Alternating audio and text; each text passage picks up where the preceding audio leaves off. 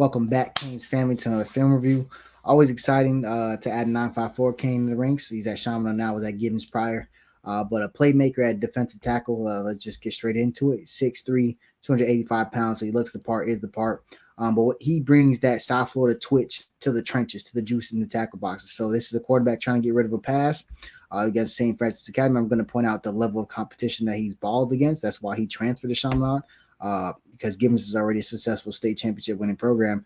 But again, get the pick. Now he's gracefully sliding up the sideline. But all kiddiness aside, bro, he really does bring that South Florida twitch inside the tackle boxes. I'm gonna bring up some plays where you see him chase defenders down in the perimeter. So love the juice. Love it. He's more of like an RJ McIntosh type of defensive lineman. It's going to help you in the running game, not just from the play side, but the backside. Anybody watch that Notre Dame play over Kirkstreet? It's not just the play side, it's the backside. Yeah, he's that type of slashing defensive tackle.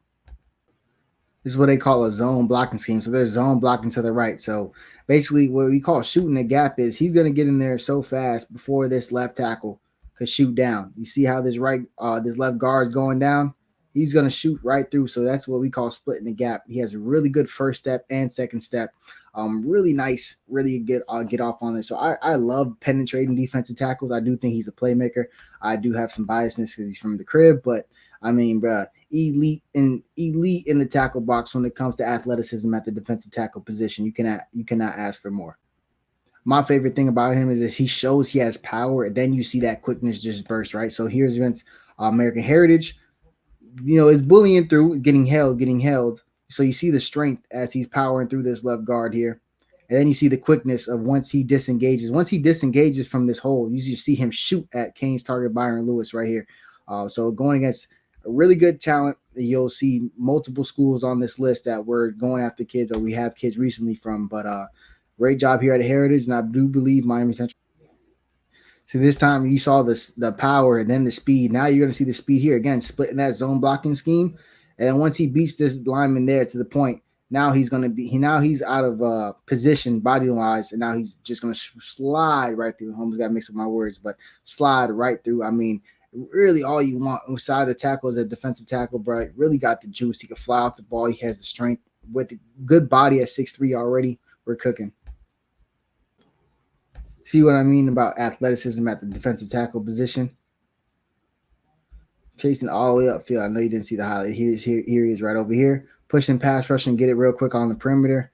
Makes a corner miss in space. This is your 285 pound, 300 pound defensive tackle running down a skilled player in space, making contact before a DB whose job is to go over there and make contact. So, I mean, I love the effort. I love the athleticism. I think this was a great take. We flipped him from Maryland, so he was going to a Big Ten school. So Canes fans can't act like we were doing something else. But this is a great flip.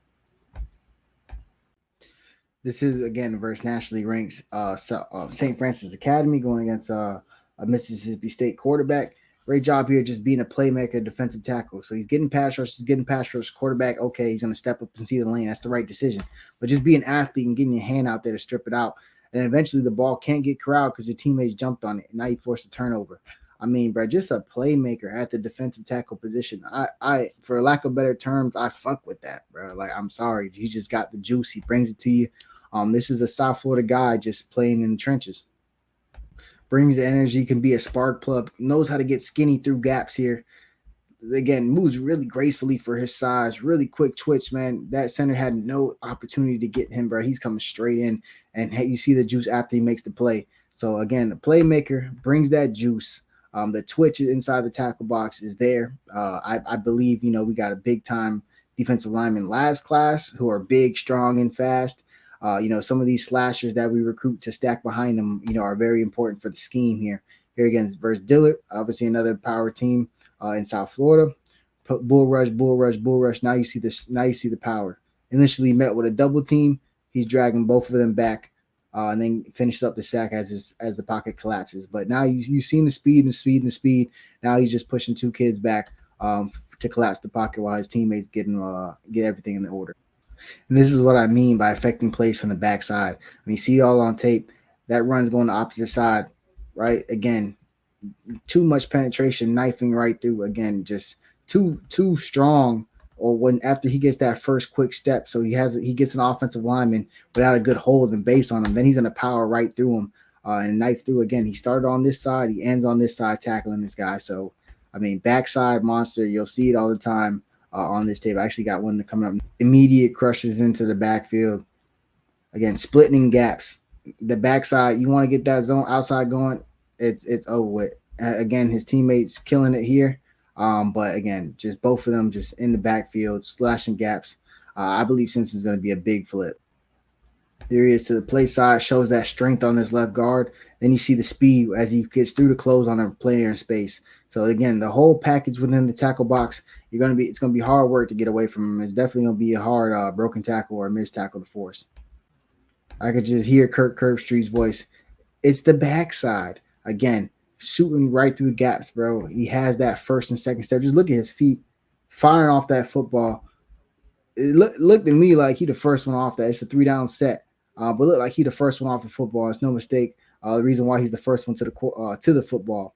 That's elite get off, great in space. I mean, bro, this guy's gonna do a lot for the running game. He's gonna be able to rush the passer from the interior, but in the running game, from the play side and the backside. That's elite talent. I love that. Let's get it. I mean, don't really get much bigger than Chaminade versus Central. I mean, this game was played on ESPN, for Christ's sake. This is him splitting a double team and getting busy in that backfield. I mean, it's just effort, strength, and just ability and willpower. Because I mean, I think he might have got flagged for yanking his boy like that. But you got to get that boy forward to the ground, bro. So I ain't even tripping on that. But splitting the double team with the strength, the speed, again, consistent get off, consistent strength. He's gonna live in the back. Miami Central, Northwestern, St. Francis, Gibbons, nothing but just top quality competition. He's consistently making plays in the backfield. Consistently making plays in the backfield.